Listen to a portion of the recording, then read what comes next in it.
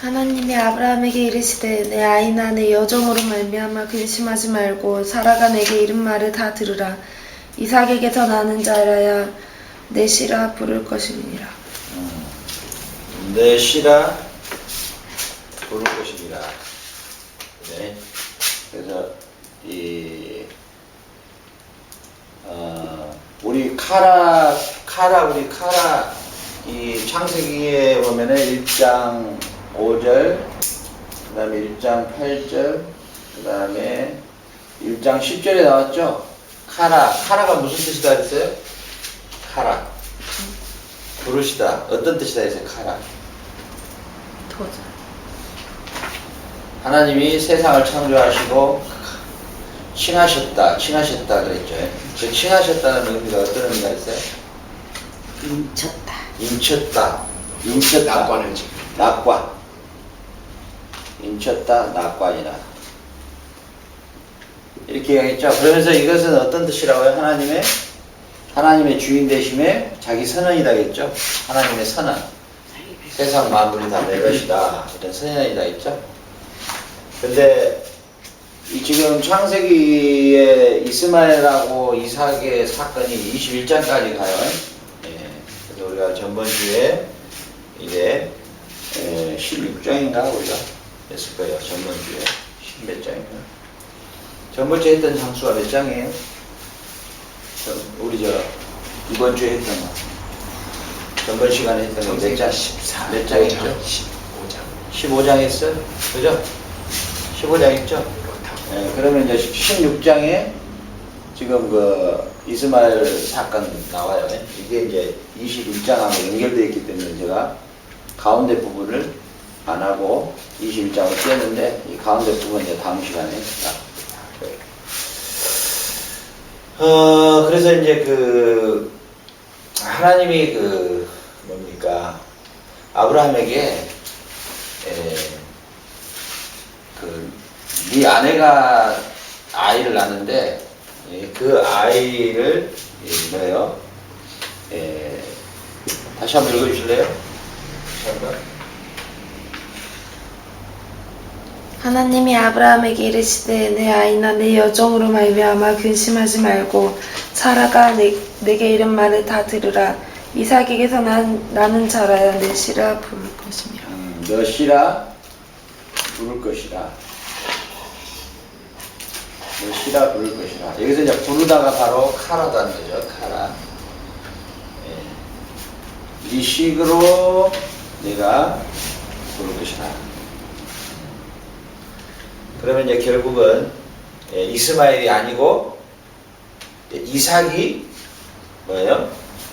카라. 그래서 우리가 이제 족보 계보를 쭉 봤죠. 이게 지금 헬라어로는 칼레오. 헬라어로는 칼레오. 칼레오가 지금 이 카라 있죠, 카라. 카라 히브리어가 헬라어로 번역을 하면 칼레오가 되는 거예요. 칼레오. 동사원이야. 이 칼레오를 어디에서 쓰는가를 한번 봐보죠. 로마서 9장 7절 한번 봐봐. 로마서 9장 7절. 자, 읽어보겠습니다. 또한 아브라함의 씨가 다 그의 자녀가 아니라 오직 이삭으로부터 난 자라야 내 씨라 불리리라 하였으니. 네 씨라 뭐라고요? 불리리라 하였으니. 불리리라. 부르다 카라. 보세요. 부르다 카라가 헬라어로 번역하면은 칼레오가 돼요. 알겠죠? 근데 이 칼레오가 되는데 이 칼레오가 로마서 9장 7절에 보니까 불리리라 이렇게 나왔죠? 불리리라. 근데 이게 3인칭 단수 미래 수동태예요.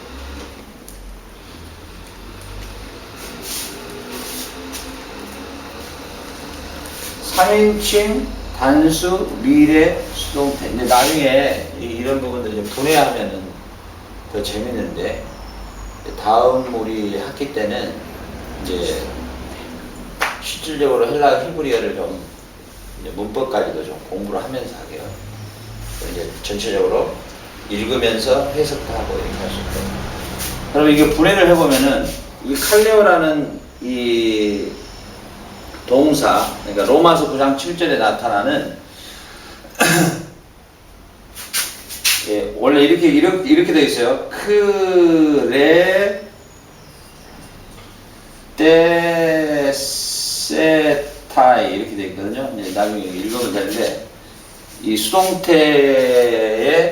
그러니까 이것을 분해를 하면, 분리라 이걸 분해하면 3인칭 단순 미래 수동태가 되는 거예요. 그렇죠. 그러면은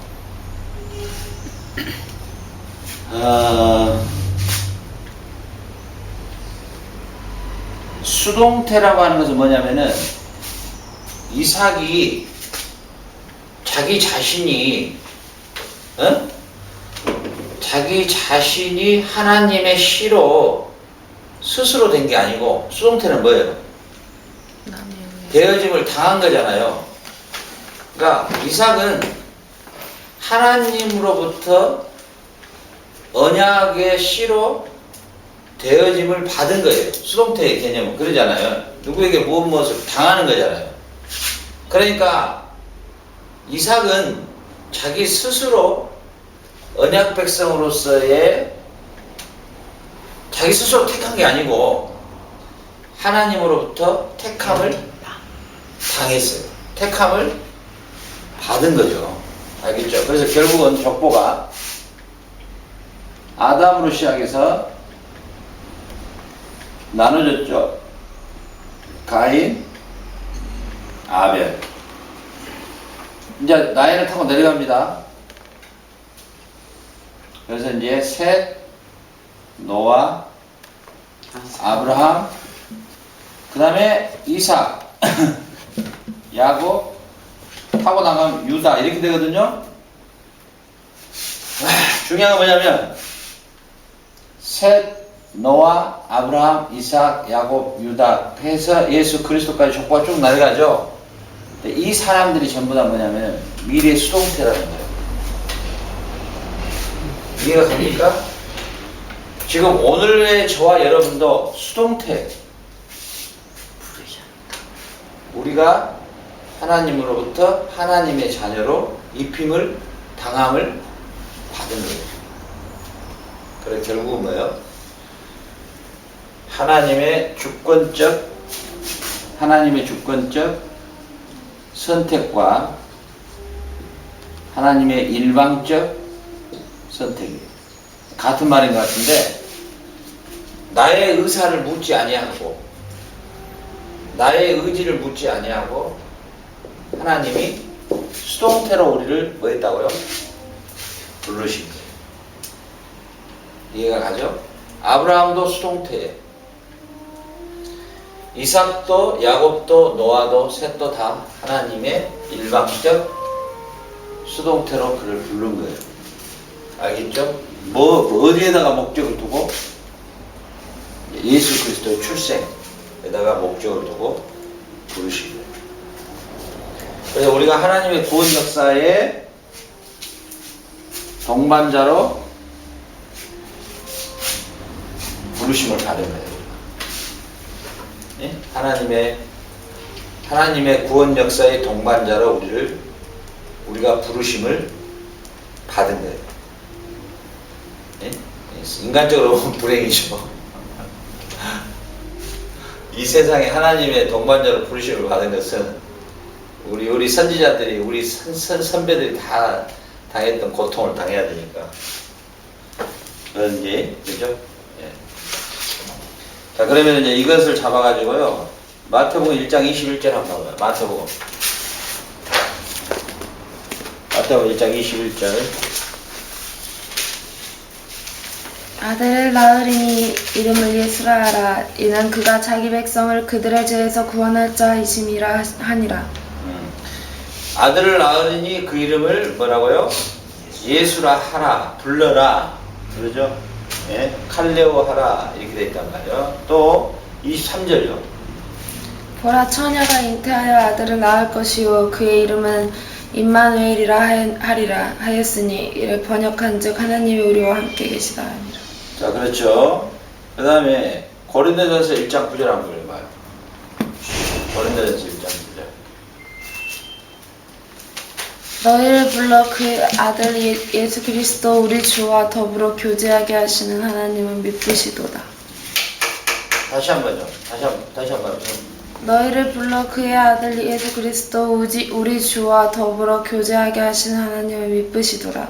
그렇죠. 너희를 뭐 했다고요? 불러. 여기서 보면 이게 똑같아요. 수동태.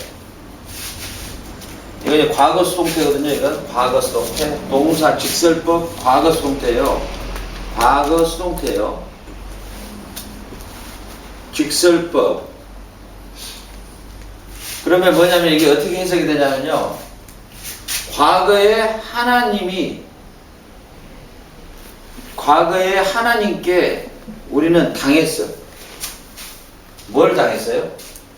불리움을 당한 거야. 맞아. 예. 예정. 예. 그러니까 이제 그래서 성경은 역사적이며 문법적인 해석을 해야 된다. 그러니까 지금까지 우리가 배운 것은 뭐냐? 하나님의 말씀을 구원 역사적 관점에서 배웠어요.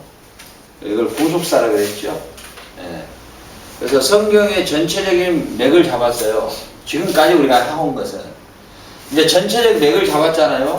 그 다음에는 뭐냐면은 역사적이며 문법적 해석을 해야 된다는 거예요. 그 말이 뭔 말이냐면 이 고린도 전서가 쓰여진 역사적 배경을 먼저 이해를 다 해야 돼요. 문학적 배경도 이해를 하고. 그 다음에 이제는 더 정밀하게는 뭘로 들어가요? 이제 문법적 해석을 해야 돼. 그래서 문법적 해석을 해보니까 직설법 과거 수동태예요. 이해가 가죠? 그러면은 과거에 하나님으로부터 우리가 당했어요. 뭘 당했어요? 불리움을 당한 거예요.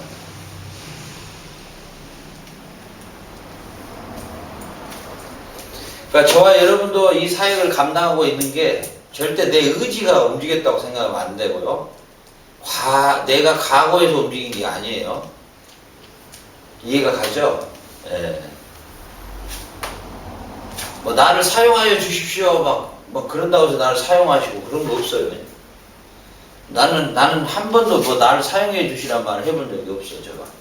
근데 과거 수동태예요. 과거에 하나님으로부터 내가 납치를 당했어.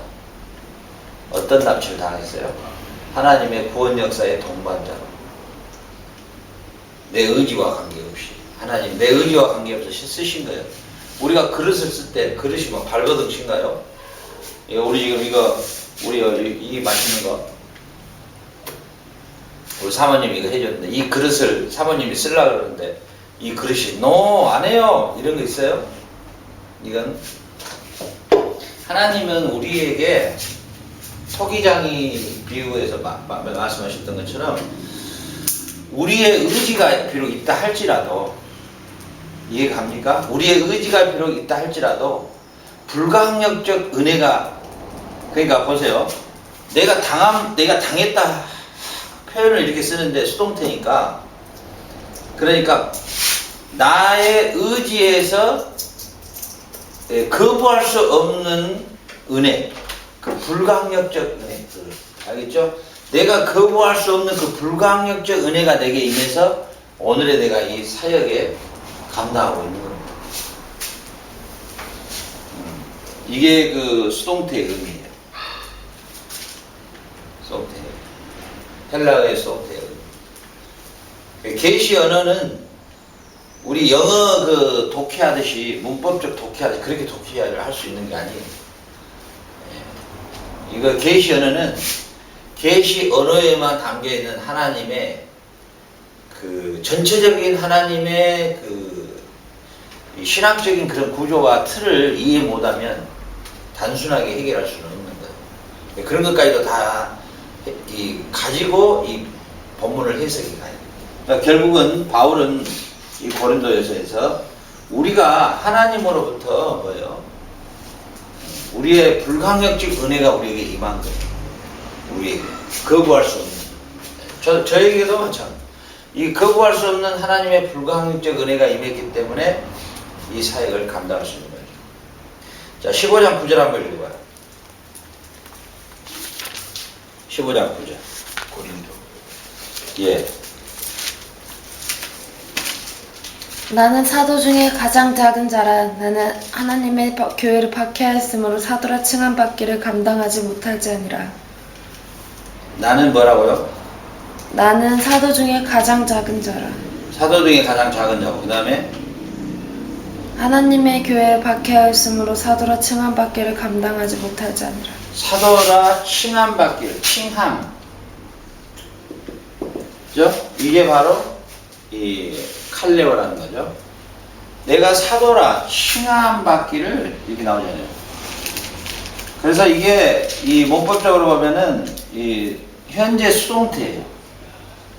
지금 여러분에게 이제 이번 지금 오늘 우리 종강하면서 이제 그 문법적인 해석에 대한 그 맛을 조금 보여드리려고 그래요. 그러니까 전체를 큰 틀은 뭘로 해석한다고요?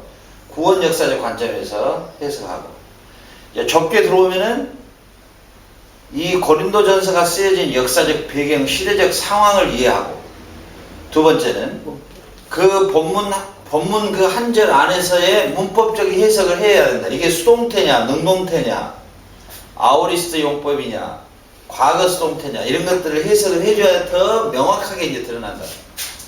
그럼 이게 현재 수동태란 말이죠. 지금 바울이 지금 이 고린도전서를 쓰고 있으면서 현재적이죠. 그러면서 뭘 표현하냐면은 수동태라는 거죠. 그러니까 바울 자신이 사도로 칭함을 받는 것은 스스로 내가 사도라고 말하고 있는 것이 아니라는 거죠. 그죠? 주님께서 바울 자신을 뭐 했다고요? 사도라 칭해 줬다는 거죠. 예. 바울이 가지고 있는 사도권은 내가 다메스크 도상에서 주님을 만났는데 이방의 복음을 위해서 자기를 사도로 주님이 칭해준 거지 자기 스스로 칭한 것이 아니다. 그래서 사도 바울을 과연 사도로 칭할 것이냐 안 할 것이냐를 제자들이 막 회의를 엄청나게 했죠. 결국은 해주자. 바울은 사도라고 우리가 해줘야 된다. 이렇게 했지만은 바울은 뭔 말 하냐면 내가 사도가 된 것은 내가 스스로 된 게 아니고 하나님의 강권적 불가항력적 은혜로 자기를 사도라고 입혀주셨다. 덧입혀주셨다.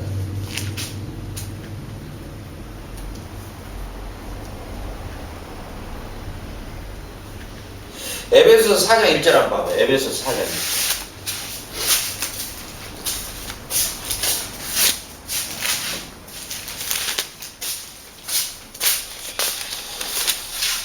그러므로 주 안에서 갇힌 내가 너희를 권하노니 너희가 부르심을 받을 일에 합당하게 행하며. 자, 에베소서 4장 1절에 보니까 그러므로 주 안에서 갇힌 내가 너희를 권하노니 너희가 부르심을 받은 일에 합당하게 행하여. 자, 지금 이 에베소 교회는 이방 교회잖아요. 너희들이 부르심을 받았다. 이렇게 돼. 부르심을 받았다. 알겠죠? 그러니까 너희들이 부르심을 받았다. 이것도 역시 마찬가지로 과거 수동태단 말이죠. 그러니까 하나님이 우리가 이게 일반 종교와 우리가 믿는 우리 기독교에 확실하게 차이가 있는데 그게 뭐냐면은 일반 종교에서는 신이 너희를 택했으므로 이런 개념이 없어요. 그죠? 근데 이 바울은 뭐라고 하냐면은 너희가 부르심을 받았다는 거예요.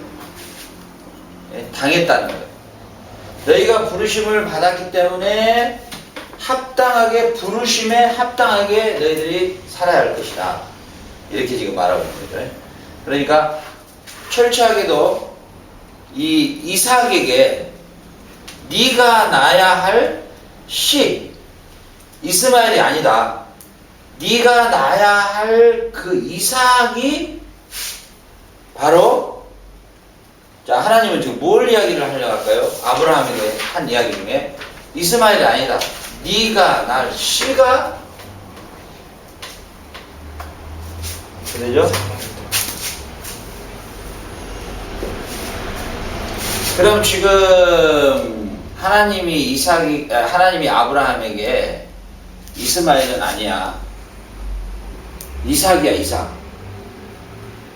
자, 그러면 여기서 지금 하나님이 말하고자 하는 의도가 뭘까요? 지금 여기까지 한번 쭉 살펴봤는데, 지금 하나님이, 이스마엘과 이삭의 차이가 뭘까요? 예수님이 계보에서 그러죠. 이스마엘은 일단 계보에서 빠지는 거죠. 그 다음에 또 어떤 의미가 있을까요? 어떤 의미? 하나님 택한 자를 통해서 그 역사를 하나님의 택한 자를 통해서 구원 역사를 이루어 가신다. 이게 정답이죠. 그러니까 하나님의 구원 역사에서 하나님의 택한 자, 곧 부른 자, 부르심을 입은 자, 부르심을 당한 자를 통해서 구원 역사를 이루어 가시는 거예요. 그래서 노아는 하나님께 뭘 입었더라? 은혜를 입었더라. 그 은혜가 과연 어떤 은혜인지 알겠어요? 부르심의 은혜예요. 부르심의 은혜. 저와 여러분에게 뭐 하나님 은혜를 주십시오. 은혜 막 이런 용어를 자꾸 쓰는데 우리는 이미 부르심의 은혜를 받은 존재예요. 그러면 나라고 하는 존재를 불렀다는 것은 목적이 있었다는 거죠. 뭐예요? 나를 부르셔서 하나님의 구원 역사를 이뤄가는 일에 나를 뭐예요? 동반자로 부르신 거예요. 나의 의사와 관계 없이. 그래서 그걸 뭐라 하냐면은 칼빈의 기독교 5대 기독교 강론에 불가항력 은혜를 이렇게 해석해야 돼요. 불가항력적 은혜라는 말이 이런 말이에요. 그러니까 내가 거부할 수 없는 은혜가 임했는데 이 은혜는 뭐냐? 부르심의 은혜. 그러면 우리는 여기까지만 가면 이제 안 돼. 여기까지만 가면 부르신 하나님의 목적은 뭐냐면은 구원 역사에다가 초점을 맞췄단 말이에요. 구원 역사는 뭐예요? 하나님의 마지막 구원할 마지막 구원하는 구원의 마지막 피택자까지 구원을 이루는 일에 우리를 뭐예요? 부르신 거예요. 그러니까 결국은 우리의 생애의 목표가 뭐가 돼야 될까요? 예, 그리스도의 복음을 증가한다. 방법들은 여러 가지겠죠. 직장 생활을 하면서도 전하는 사람이 있는가 하면 목회자로서 전하는 사람이 있고 선교사로서 전하는 사람이 있고 뭐 비즈니스 사업가로서도 어찌됐든 그래서 부르심을 당한 우리에게 하나님이 가지시는 목적은 하나님의 구원 역사에다가 놔뒀다는 거예요. 초점이에요. 그래서 결국은 세상 역사나 하나님의 구원 역사의 초점, 목표점이 어디냐? 십자가와 죽으심과 부활이었다는 거죠. 십자가와 죽으심과 부활의 사건을 통해서 결국 우리를 구원하시고자 하는 하나님의 구원 역사에 우리를 불러주신 거예요. 불리움을 당한 거예요. 우리가 수동태예요. 수동태. 이런 부분들을 우리가 그 아르헨티나나 뭐 칠레나 볼리비아나 이런 목회자들에게 우리 또 파라과이나 이런 목회자들에게 우리가 이걸 정말 그거 해야 되거든요. 이걸 심어줘야 돼. 그러니까 이분들이 낮에는 이제 알바니 가서 노가대 하고 피곤해서 언제 성경을 보고 언제 하겠어요. 그래가지고 주일날 나와가지고 설교를 해야 되는데 이게 자기도 어디가 어딘지를 잘 모르는데 이게 참 곤란하죠. 그러니까 이제 이게 복잡해지죠. 그러니까 지금 목회자 제교육이 남미 지역에 나죠. 예, 이게 너무 중요해요. 그래서 나중에는 이제 우리 고성회사님도 이제 찬양신학교도 하고, 찬양신학교의 복을 우리 김 목사님한테 하나님이 여기에서 주신다냐, 나 이렇게 했는데, 이제 김 목사님 볼리비아로 가셨으니까 아마 우리 고성회사님에게 하나님이 주신 것 같아요. 그래서 나도 이런 걸 내가 하려고 생각 안 했는데 그렇게 만들어지더라고, 하나님이. 우리 고성회사님에서 이제 찬양신학교도 하고, 그리고 이제 아르헨티나, 볼리비아 이런 데 가서 나하고 같이 가가지고 나는 이제 신학 강좌하고, 고성회사에 가서 이제 신학 찬양 이런 것들 세미나를 같이 해서 시간을 이렇게 돌아가면서 해가지고, 어찌됐든 남미에, 그래, 선교사님도 지금부터 찬양을 좀 많이, 남미풍의 찬양을 많이 좀 만들어, 기도할 수 있네요 같은 그런 찬양을 좀 많이 만들어서 스페인시로 만들어가지고 우리가 찬양 보급도 하고, 그러니까 말씀과 찬양이 함께 보급할 수 있도록 그렇게 같이 묶어가지고 하고, 그렇게 해서 같이 아르헨티나, 뭐 볼리비아 이런 데 세미나 같이 나가면 같이 강좌를 만들어가지고, 지금 그때 우리 저 아르헨티나 갔을 때도 우리가 갔을 때 거기도 목회자들 김영환 선교사님. 예, 김문수 선교사님. 그 뭐라 하면 김명성 선교사님이 보면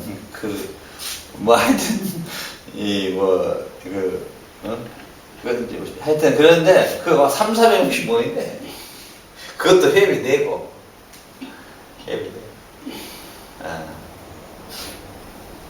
그래서 이제 이런 것들을 우리가, 왜냐면 하나님이 저희들을 부르셨다, 수동태단 말이에요. 불강력적 은혜로 불렀는데 그 부르심의 목표는 어디다 그러냐면은 하나님의 구원 역사를 이루는 일에 우리를 부르셨기 때문에 우리가 복음을 전해야 된다는 거죠. 4장 4절 한번 읽어보실래요? 4장 4절. 몸이 하나요 성령도 한 분이시니 이와 같이 너희가 부르심의 한 소망 안에서 부르심을 받았느니라. 네, 보세요. 너희가 부르심의 한 소망 안에서 부르심을 두 번을 반복하죠. 근데 몸이 하나요 성령도 한 분이시니 이와 같이 너희가 부르심의 한 소망 안에서 부르심을 받았다, 이렇게 나왔잖아요. 이것도 역시 마찬가지로 과거 수동태거든요. 그러니까 우리가 예수 그리스도 안에서 한 몸으로 부르심을 받았는데 한 소망 안에서 부르심을 받았다, 이렇게 되죠. 한 소망 안에서 부르심을 받았다. 이 한 소망이 무엇인가? 그렇죠? 우리는 예수 그리스도 안에서 한 몸으로 부르심을 받았는데 우리에게는 한 소망으로 부르심을 받았다. 그 소망이 뭘까? 결국은 영원한 영생의 소망이잖아요. 예수 그리스도를 통한 영생이죠. 그게 우리의 진정한 소망이잖아요. 그잖아요. 그렇기 때문에 우리가 한 영생의 소망으로 우리가 부르심을 받은 존재이기 때문에 우리의 지체는 영원한 영생을 소망하는 지체예요. 그러잖아요. 그렇기 때문에 한 몸을 이루는 부르심에 우리가 부르심을 받았어요. 그러니까 그리스도의 한 몸으로 우리를 부르심을 받았단 말이에요. 그런데 이 한 몸으로 부르심을 받은 이 몸을 깨버렸다. 이게 교회의 분리거든요. 교회의 분리. 그래서 갈라디아서 5장에 보면 육체의 소욕은 이것이니 이단과 분리함과 이렇게 나오잖아요. 그러니까 교회를 깨버리는 것은 주님이 한 소망으로 부른 한 몸을 깨버리는 거예요. 그걸 조각내기 때문에 그것은 아주 큰 죄악입니다. 그래서 이 교회가 이루어지는 것은 우리가 이렇게 교회가 이루어지는 거 있잖아요. 이렇게 교회가 한 몸으로 이루어지는 이 작업을 누가 하시냐면 성령을 통한, 성령 하나님을 통한 성령 하나님의 작업이셔요. 교회가 하나 되는 것은. 그러니까 인위적인 방법으로 뭐 친목을 통해서 뭐 어디 놀러 다니고 뭐 이래가지고 이게 하나 되는 것이 아니고 성령의 하나 되심을 따라서 하나 되는 거예요. 교회가. 어떻게 보면. 그래서 목회자는 그냥 진리의 말씀만 그냥 정당하게 이렇게 선포하면 교회가 하나 되는 작업은 누가 하시냐면은 주님이 하셔요. 근데 이걸 억지로 하나로 만들어 보려고 막 프로그램을 만들고 하다 보면 오히려 하나가 된 게 아니라 깨지죠, 이제. 그래서 이제 안에서 이제 파벌이 일어나고 분쟁이 일어나고 이렇게 되고. 자, 골로새서 3장 15절. 봐봐요. 골로새서 3장 15절. 갈래.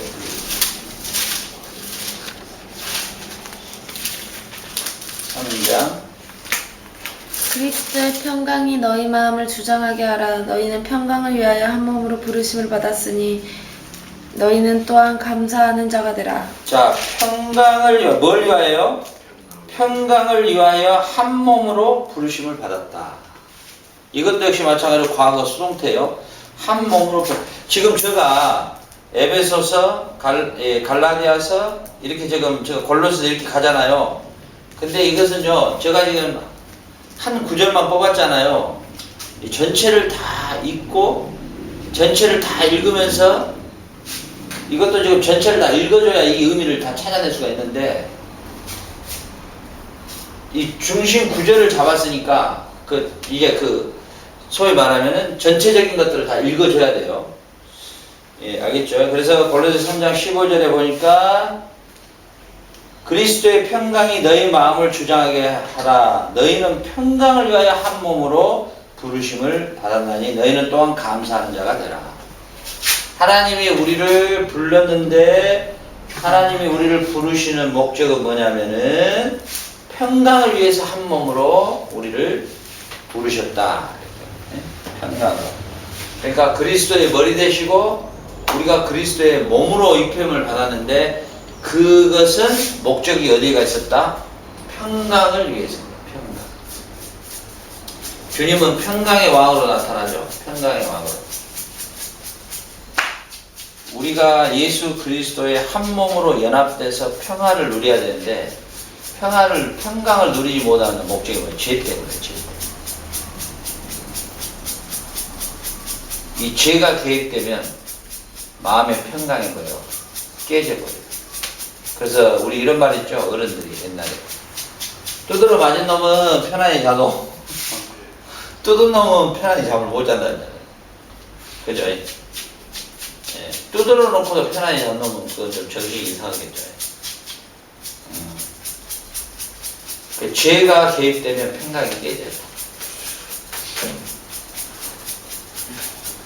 그러니까 우리가 그리스도 안에서 누려야 될 평강은 우리가 그리스도 안에서 누리는 평강은 바로 이 평강입니다.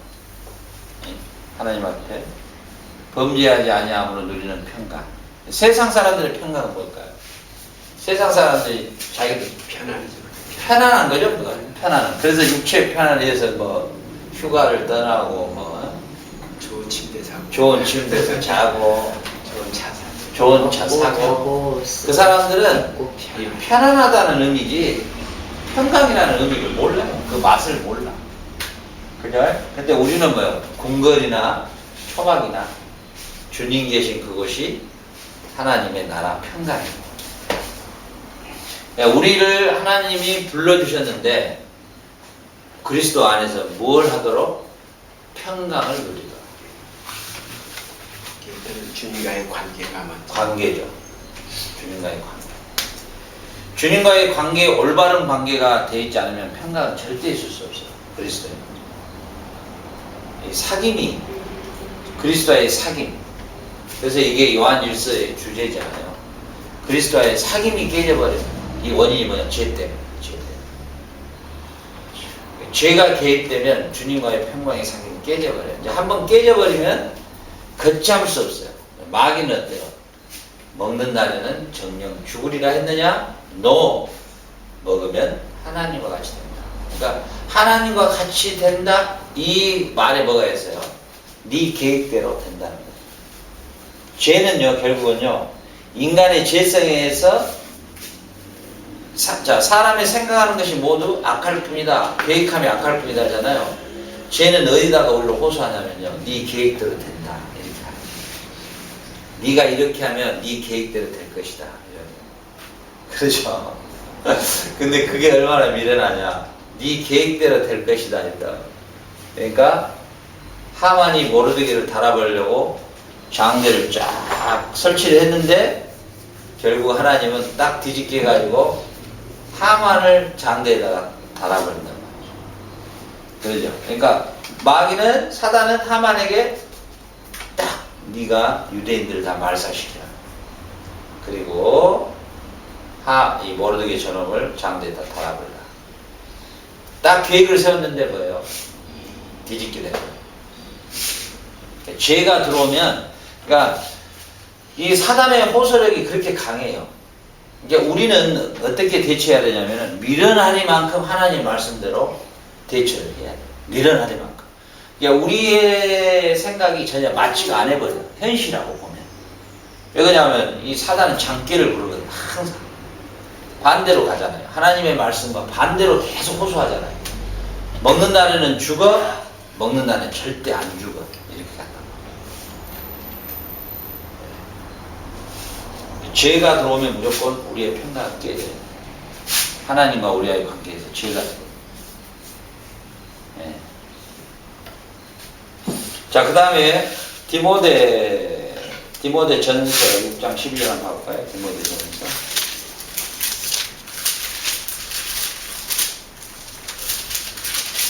믿음의 선한 싸움을 싸우라. 영생을 취하라.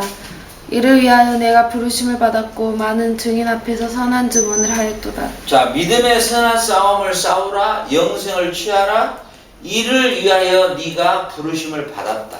칼레오 했다는 거예요. 이것도 역시 마찬가지로 과거 수동태예요.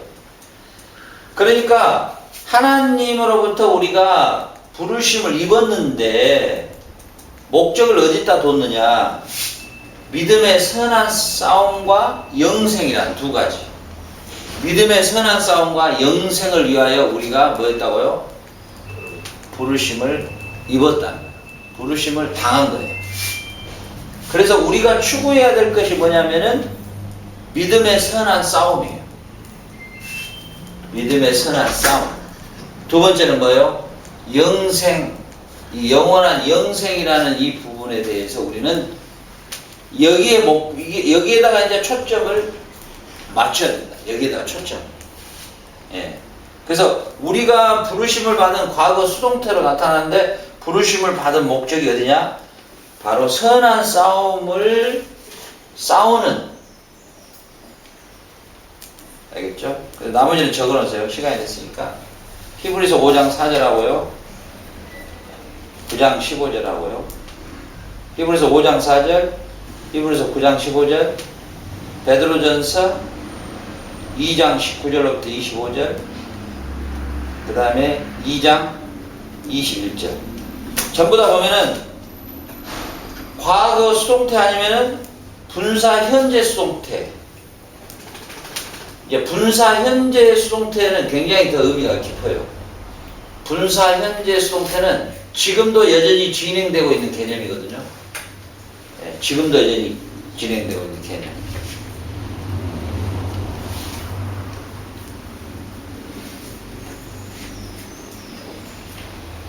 그래서 이거 하나만 마무리하고 끝내죠. 근데 이 헬라어에 나타나는 문법 가운데 아오리스트 용법이라는 게 있어요. 아오리스트 용법. 아오리스트. 이 아오리스트라고 하는 용법이 있는데 이 용법은 뭐냐면요. 반복돼서 일어날 수 없으면서 단회적 사건이라죠. 한 번만 딱 일어나야 될 사건이고 다시는 반복돼서 일어나지 않는 사건이 있는데 그 사건의 효력이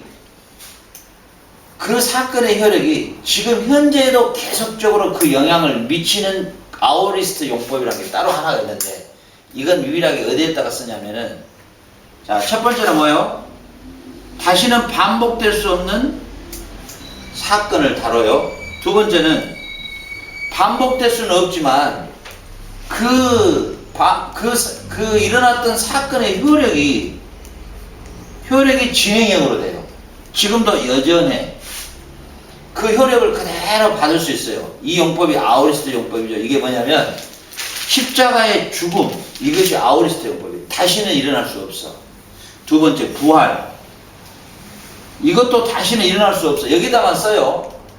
다시는 일어날 수 없어요. 근데 효력 면에 있어서는 십자가의 죽음과 부활은 단회적 사건인데 이 십자가와 부활을 믿으면 효력이 오늘이야. 지금 발생해요. 그래서 이게 독특한 용법인데 내가 예수 그리스도 십자가 부활을 믿으면 이 사건이 오늘의 나의 사건으로 적용되죠. 근데 이 죽음과 부활은 반복될 수 없는 사건인데 오늘 내가 예수님을 영접하면 이 죽으심과 부활의 사건이 오늘 나의 십자가의 죽음이 되고 오늘 나의 부활이 돼. 이것은 헬라에만 나타나는 아주 독특한 용법이에요. 이해가 가죠? 그래서 성령 강림도 이 아우리스도 용법이에요. 그러니까 사도행전에 일어났던 그 막 혀가 갈라지고 뭐 땅이 흔들거리고 막 이런 사건이 있죠. 이 사건은 두 번 다시 일어나지 않아요. 예? 예? 근데 지금도 우리는 순복음에서는 막 혀가 갈라지고 목이 진동하고 막 떨리고 막 이런 것이 막 일어날 걸 생각하는데 이건 뭐예요? 반복될 수 없는 아우리스트 용법이에요. 반복될 수 없는 용법. 이해가 가죠? 그러나 내가 십자가와 죽으심과 부활을 믿으면은 2000년 전에 십자가와 죽으심과 부활의 사건이 오늘의 나의 사건화 돼버리는 거예요. 알겠죠? 그래서 예수와 함께 내가 죽고 예수와 함께 부활되는 이 역사가 오늘의 나에게 효력이 그대로 발생되는 거예요. 자, 그동안에 수고하셨고요. 오늘 이제 우리 바이블 아카데미 종강하고요. 그 다음에 방학 끝나고 다시 강의를 이어서 가기로 합니다.